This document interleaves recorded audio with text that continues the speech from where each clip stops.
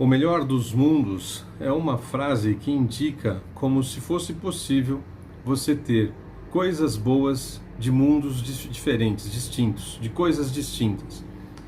Por exemplo, é como se você imaginasse aí, ficasse se iludindo, por exemplo, na grande maioria das vezes é uma grande ilusão, de que você pudesse ter o melhor da vida de casado e o melhor da vida de solteiro.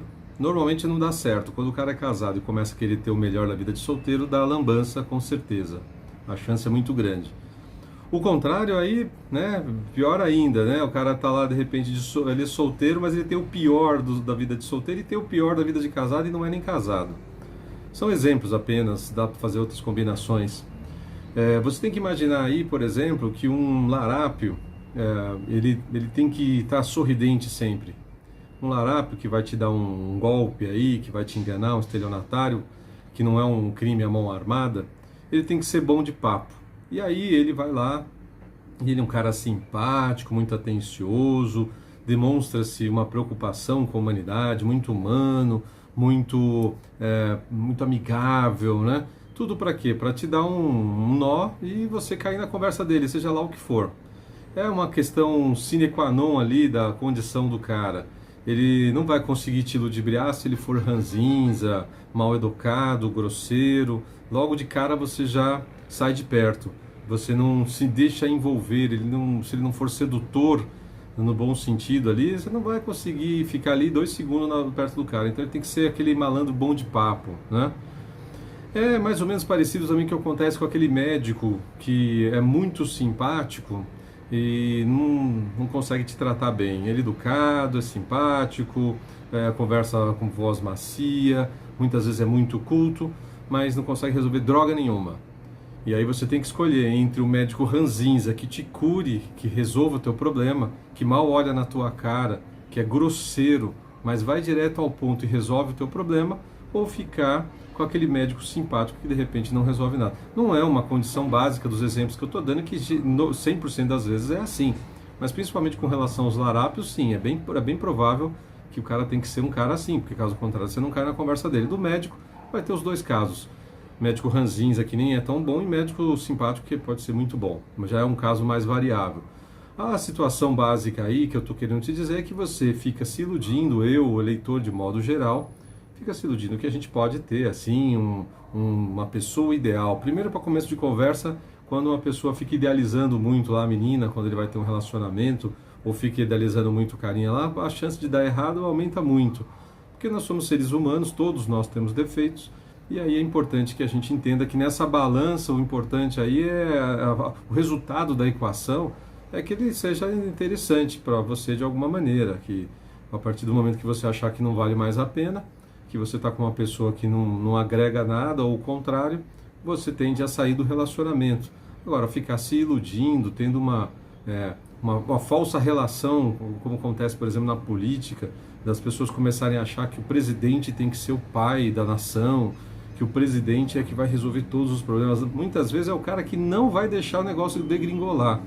Um pouco, às vezes, dependendo da situação do país e do arranjo político ali, é o cara que vai segurar a bronca para o navio não naufragar, né? Para o barco não afundar.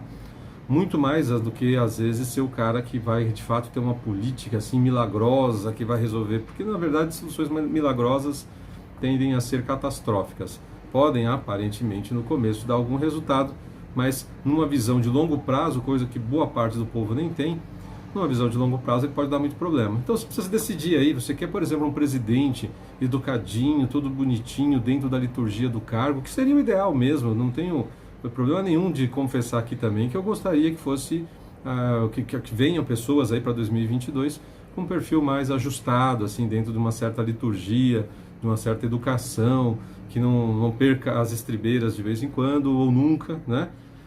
Mas se você quer muito esse perfil, aí você vai analisar o pior governador do estado de São Paulo, que nós já tivemos, que é o atual, vive sorrindo, ele fala das maiores desgraças e misérias, faz as maiores políticas barbáries e coisas que você possa imaginar, com um sorriso estampado na cara. Não é o sorriso da hipocrisia, o sorriso de quem está te enganando, é o sorriso do larápio, que muitas vezes, como um professor muito legal também, às vezes acaba não te ensinando muita coisa, quem acaba te ensinando é mais o professor mais enérgico, Então o cara às vezes até se finge de enérgico ali, mas olha, é só H, só historinha.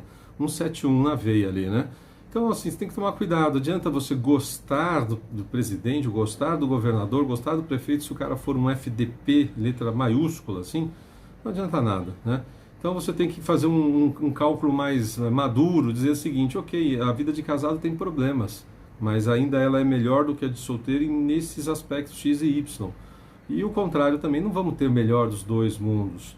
Então, claro, ideal a gente pode ter, a gente pode pensar, nossa, esse cara poderia ser mais isso, aquele poderia ser mais aquilo outro, aquele outro poderia ser mais assim ou mais assado.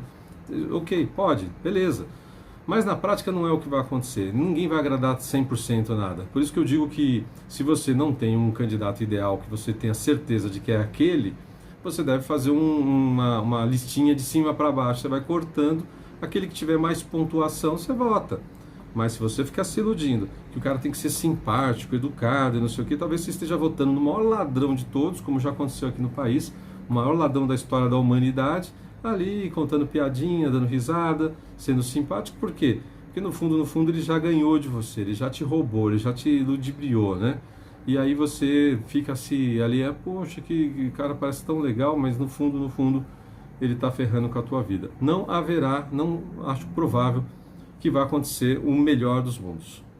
Não vejo maneira de que a gente tenha algum candidato que consiga reunir qualidades distintas para você falar, nossa, esse cara é demais, ou essa mulher é demais. Não vai ter. Então, na dúvida, quais são os princípios e valores que você tem na sua cabeça? Alguém que defenda a família, alguém que defenda a vida, alguém que defenda a liberdade, alguém que defenda os pontos dos quais você defende, a tradição, por exemplo, se você defende a tradição, e aí você decide qual você vai votar. É claro que ainda assim tem os caras que vão dar uma mentidazinha ali, ou vão se deixar passar por alguma outra coisa, mas cabe de você treinar aí para não ser enganado. Se você gosta de alguém que defenda o liberalismo econômico, que ainda dá para acreditar um pouco nisso, tirando fora as grandes empresas, pensando mais no médio e micro mercado, então você vai ter que escolher os pontos. Caso contrário, você vai se iludir, vai se frustrar e muitas vezes são políticas aí aplicadas que destroem vidas. Fique atento, ano de 2022 é um ano muito importante para a gente não ficar se iludindo com certos políticos principalmente, que ficam aí fantasiando demais e entregando pouco ou não entregando nada.